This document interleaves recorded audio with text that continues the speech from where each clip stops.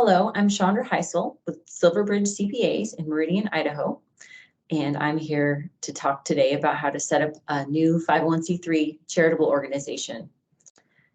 First thing I want to comment is that we're going to gear this video toward 501c3 public charities. There are lots of other kinds of tax-exempt organizations. If you're making a tax-exempt organization and 501c3 public charities not the kind you're going to be doing, you may not be able to use all the information in this video, or maybe pointing you the wrong direction a little bit. So I'd recommend maybe just doing some additional research to find out how your requirements may differ. One thing that you should know as you're getting started with a charitable organization, the IRS has a pretty useful website. They go over a lot of the requirements. It's in their best interest and everybody's if charities understand how to govern themselves according to best practices and how to keep in compliance and how to do things the right way. So they do try to educate and try to assist, and their resources, are something you can access anytime. So I always recommend to new charities, you might want to check out their website and just click around a little bit and see what you can learn. The other thing I would say up front is that everything we're going to talk about today, Silverbridge CPAs can help you with if you need help. We want to see our clients succeed. Obviously, starting a new venture, a new charity is a kind of a time where you need that guidance and you need assistance, and you make decisions that will maybe be affecting you down the road during the operations of your charity. So you want to kind of start off on the right foot, get things set up correctly. So by all means, if what you're feeling is, hey, I could sure use some help with this, reach out to us so we can help. So my general goal today is just to point you in the right direction, give you some resources. So as you're going through this process, you've got some assistance and some guidance. So the first thing I'm going to do is share my screen because I have some additional information here that will be helpful to you, I hope. So as you're setting up your 501c3 organization, just kind of the process we would recommend you go through. First thing that you'll need to do as you're thinking about a charity or thinking about setting one up is thinking governance. And governance is really the word that means, how things are organized, how things are run. So what is your mission going to be if you're thinking of setting up this charitable organization? What are you about? What is your purpose in existing? And maybe actually drafting that into language. That would be one of the first tasks I would recommend you do. Also, we'll talk more about this in a little bit, but early on, you're going to need to create organizational documents. These organizational documents, they govern how you run. They govern how you choose board members. They govern how you accept donations. They govern what happens if you close. So they're very important decisions to make, and you definitely want to think this through as you're getting started or really before operations are off the ground. The next corollary to that is determining the roles of members of your governing body and recruiting them. So a lot of times this is the board of directors, maybe you call it board of trustees, however you want to organize that. And who's going to be on it? What role are they going to have? Are there, do you have president, vice president, secretary, treasurer? Do you have, chair people? How do you organize that? So just thinking that through early on is an important thing to do before you really get started. Another key thing you want to think about as you're recruiting these people and bringing them onto your board is setting the governance policies. We're going to talk more about in detail what those policies may be, but there's a number of things you want to think about as you're getting organized. And so, doing that before you start is important so that you have some guidance and some rules to follow as you get going. And then also creating an initial budget. This is really hard when you haven't started yet. How do you know what kind of charitable donations you're going to get or what your expenses are going to be? But I always tell people it is much easier to steer a car when it's already moving than when it's stopped. So create something and say, this is kind of what we're going for. And then you have something to evaluate against and, refine and make things more realistic once you have a better sense and you're off the ground and actually operating. Here I've put a link to the IRS's website for life cycle of an exempt organization. But the other place you can go to find this is you can go right to the IRS's website, and I will put this over here so you can see it. And there's a charities and nonprofits page you can access just by clicking that link. It's got a lot of helpful things. You can see life cycle of an exempt organizations right here. So is applying for tax exempt status, getting reinstated if you need to, information about charitable contributions. There's just a lot here that can be helpful.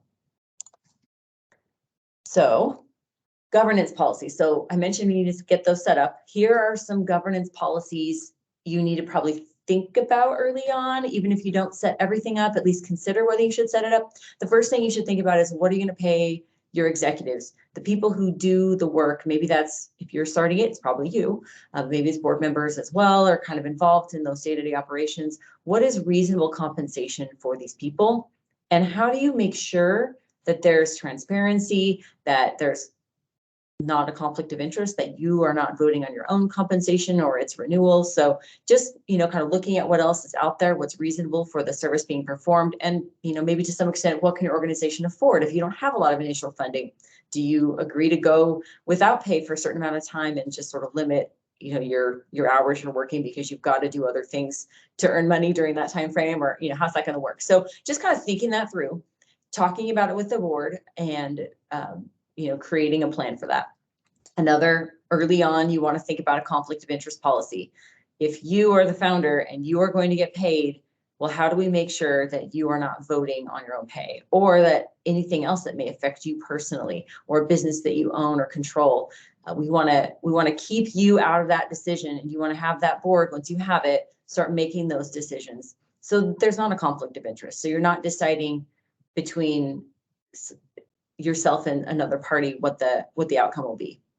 With charities, it's very important for there to be good governance, for there to be accountability and transparency. So when people donate to the organization, they can be comfortable that their money will be used wisely and in service of the organization's exempt purpose.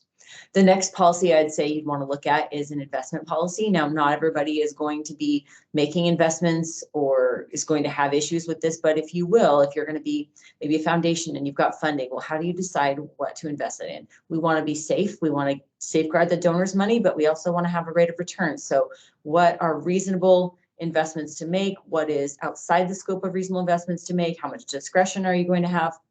Those kinds of things are important to decide early on, and donors probably want to know that, right? If you're a donor funding an organization, you want to feel comfortable that your money will be used wisely and safely. Next, to fundraising policy. How will you raise funds? What are some things maybe you're not going to do, and what are some things you will do, and maybe the area in which you'll operate? What's your plan to solicit donations and be able to fund your organization? So kind of thinking that through early on is good. I would recommend all of these policies, by the way, be put in writing. And some of them, there are some good sample policies available on the IRS website I just showed you. So you might want to look around there for ideas. Another policy you want to have early on is governing body minutes or record keeping policy. If you've been on boards before, you may be aware boards have to keep board minutes so that there's a record of decisions, who voted for things. Maybe if someone voted against it, there's a record preserved of that. Just having some of that, so again, donors and the public are able to review what's going on and how the organization is being governed, and they can feel comfortable and like their money is being used wisely and fairly.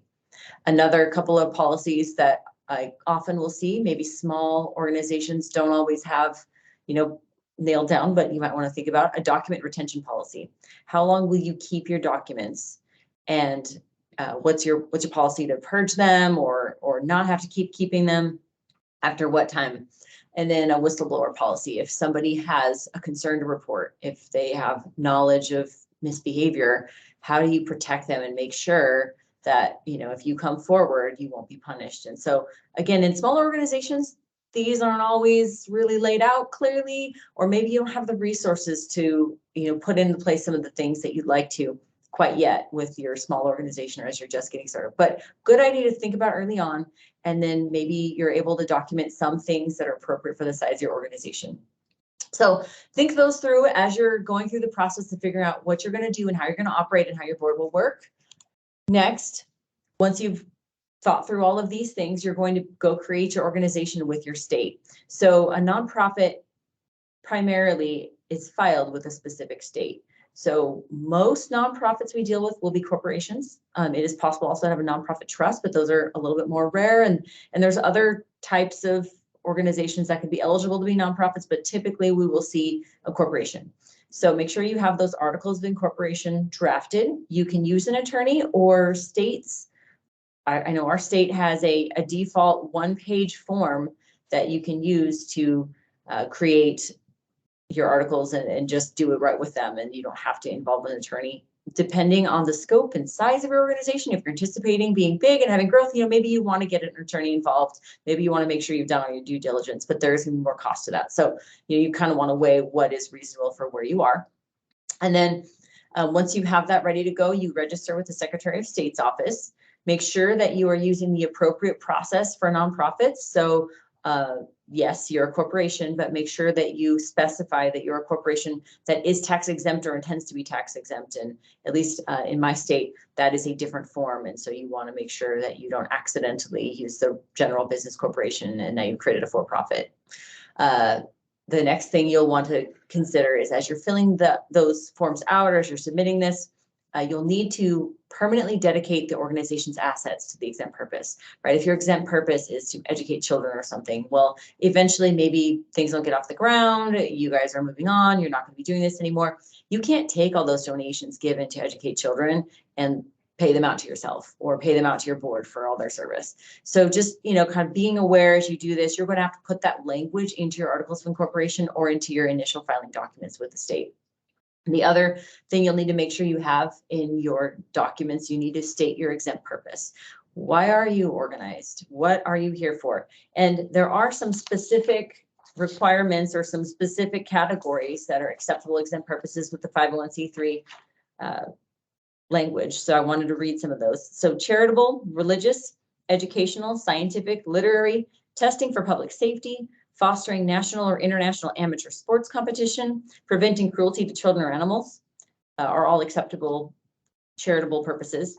The term charitable is used in its generally accepted legal sense and includes relief of the poor, distressed, or underprivileged, advancement of religion, advancement of education or science, erecting or maintaining public buildings, monuments, or works, lessening the burdens of government, lessening neighborhood tensions, eliminating prejudice and discrimination, defending human and civil rights secured by law, and combating community deterioration and juvenile delinquency. Those are all acceptable 501c3 purposes. If your purpose doesn't fall under any of that, you might want to look at, am I really not going to qualify as a 501c3? Maybe one of the other categories of exempt organizations is more appropriate for what I'm actually doing here. So just something to think about early on so that you can get your organization set up with your exempt purpose and that's clear.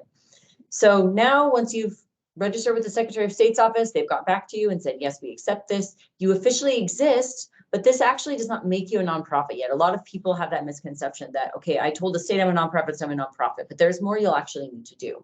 So the next thing you need to do is go and get an EIN. EIN stands for Employer Identification Number, or sometimes we call it TIN, Tax Identification Number. Oh, sorry about that. And that is something you can do for free with the IRS on their website. I do sometimes hear of clients who will get solicited, or go Google how to get an EIN and they'll find an ad and they'll think they have to pay. Well, you don't have to pay to get an EIN. So, if you want someone else to get that EIN for you because you don't want to go through the process, you may pay them a service fee, but the IRS themselves, they don't charge. So there's a link right there to the IRS's website where the EINs are issued. Still, this does not make you a 501c3 organization. There is another step you'll need to go through. So the next step is going to be applying for nonprofit status with the IRS. So this is your key step that gives you 501c3 tax exempt status. Once you have this, donations to you will be deductible as charitable contributions. So it's kind of a big deal. We want to make sure we get this done. The IRS now requires that all of these applications be submitted online on the website. And be prepared to pay a user fee because there's a fee for this. Currently, at the time of this video being recorded, if you're submitting a 1023 easy, which I believe is fairly low annual revenue, I want to say it's 50,000 or below, but don't check the requirements before you rely on that. That's $275 for that application. And if you do a full 1023, it's $600. But I've seen that fee go up and down over time. So just go check out what the fee is at the time that you're ready to file because it may be different. You should file within 27 months of the end of the month when you were created at the very latest in order to get an exemption that is retroactive to the date that you started. So you're definitely going to want to get on this fairly quickly once you start. Probably also your donors are going to want to hear that you have this status before they're comfortable donating to you and taking that charitable contribution deduction. They may not qualify for it if you haven't received your status or aren't going to receive your status. So that's some important information as you're going through that process. We have a lot of people come to us to walk them through the application process. We're happy to do that, and we'll advise you on things like those governance policies. You know, how do you get those set up and make them appropriate for the size of organization you are, and things like that. So by all means, as you're going through that process, if you want our help, we're here to help.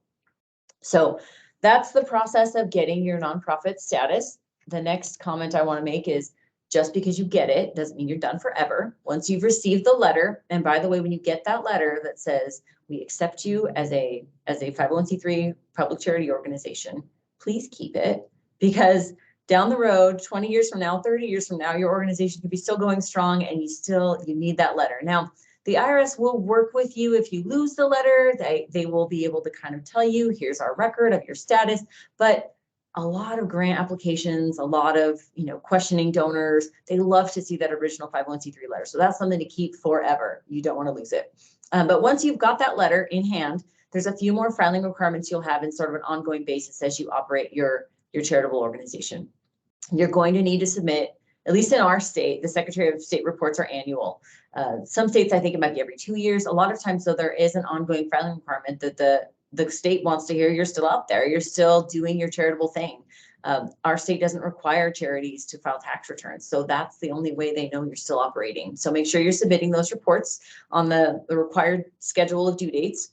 Another key thing to do to keep that 501c3 status and not lose your tax exempt status is you need to submit federal tax returns or postcards. Now, there are a couple, like churches, for example, are exempt from this requirement, but most nonprofits are required to do this. And that's usually going to look like either a full 990, that's for larger organizations, a 990 EZ, or a 990N, which is a postcard. Just kind of a, yes, I'm still here. Here's who's on my board. Here's how to contact me. My revenue is under $50,000 a year. So those are something you want to keep filing. If you don't file any of those three, if you don't file your 990N for 3 years, you will be automatically considered to be out of business, out of operation, and the IRS will decide to just close you. They're trying to purge the books of old charities that were founded, a long time ago and have wrapped up, and nobody's really doing anything. So make sure that you don't overlook this. Again, something we can help with if you're overwhelmed by it or don't want to draft these for yourself. In fact, I think I would advise most charities that it would be good to have some assistance, but you don't want to not get it done. So just make sure that you're taking care of that. And then some states will also require you to file a tax return for that state, just to report your charitable activities. And some states have some tax they'll still require you to pay. So just depending on where your home state is. Idaho does not have that requirement. Just the federal form is what's required here.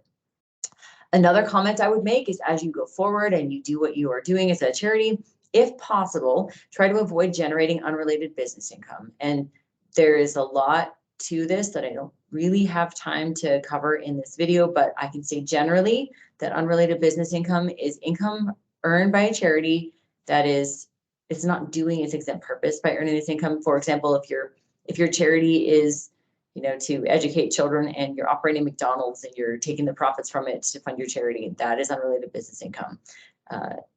If you are selling coffee in your church, maybe you've got unrelated business income if that doesn't further the exempt purpose of what you're doing. So there's a lot of organizations out there that are doing stuff to do. Just because you use the money for your exempt purpose doesn't mean that the activity itself furthers your exempt purpose. So just something to think about. You want to avoid having these problems. If you're doing something and you're not sure if it's unrelated or not, talk to a CPA, talk to us, and get some consulting on whether what you're doing can be considered to support your unrelated or to support your exempt purpose and not be unrelated. I would also say make sure that you are familiar with any other filing requirements you have. Now, you are a nonprofit, but being a nonprofit is not your only responsibility. If you employ people in your nonprofit, which most nonprofits do, or a lot of them, the larger ones for sure, you'll have payroll reporting requirements just the same as any other employer. You'll have payroll taxes to file. Now, the payroll taxes may be different in scope, and some taxes you may be exempt from, but just make sure you know what they are and that you're filing them timely, that you're complying with all the requirements. Just because you're a nonprofit doesn't mean you're exempt from sales tax. Now, governments, for example, usually are able to exempt themselves from sales tax, but at least in our state and in many states, most charities are still going to be paying sales taxes or potentially have to collect and remit them for what they're doing if the activity is subject to sales tax. So just something to be aware of and be asking about and figuring out early on before you get too far down the road. A third thing to be aware of is 1099 reporting rules. Charities are included in those rules. Any activities that are services that are greater than $600 during the year to a qualified vendor, someone who's not a corporation who is subject to 1099 filing rules, you're going to need to file those and stay in compliance. So all of these are things that charities need to do and need to be aware of going forward. If you haven't owned another business, you may not be familiar with these, in sort of a business environment. So get advice and get some help to make sure that you're in compliance. And then the last thing is we've set a lot of policies along the way, right? You set up your bylaws, you set up governance best practices and government's policies that you're going to be doing. And so just make sure that you're following anything that you say you must do. And as you're drafting the policies, keep that in mind as well. Don't set up for yourself an impossible regime of policies that you just can't follow. That's just a recipe for trouble. It's better to not have the policy and not do it than to have it and not do it because by having it, you've demonstrated you think it's necessary. So just make sure as you're thinking these through, are these things we actually can do in the real world? Don't make yourself uncomfortable or unable to function. And then just my last slide here, here's some links, some suggestions for places to get help. You can reach out to us at admin@silverbridgecpas.com if you want some further assistance or you want to talk through how this affects your charity or whatever you're trying to get started with. The IRS website, I've got another link there for the place where you can apply for nonprofit status. And then the life cycle of an exempt organization is a good overview of different requirements at every stage of your charity. And then I've also got a link here and a phone number for the Idaho Secretary of State office, so you can easily find that. One thing I will comment in our state, in Idaho, the tax commission, the Secretary of State, they pretty much answer their phone and you can call them and they would be happy to talk to you and give you guidance. They want you to do things right. They want to assist you. They don't like having people do things wrong and then having to come in and audit them and everybody's mad, right? So we want to help things be good and the government wants things to be good too. And then donors can be comfortable and know that you guys are safeguarding their assets and their contributions are being used for that purpose and able to make your charity successful and your charitable purpose go forward. Well, that's the conclusion of my video today. I hope you found these helpful. If you have questions or if you want to follow up about anything in it, by all means, reach out and we'll hopefully be hearing from you soon.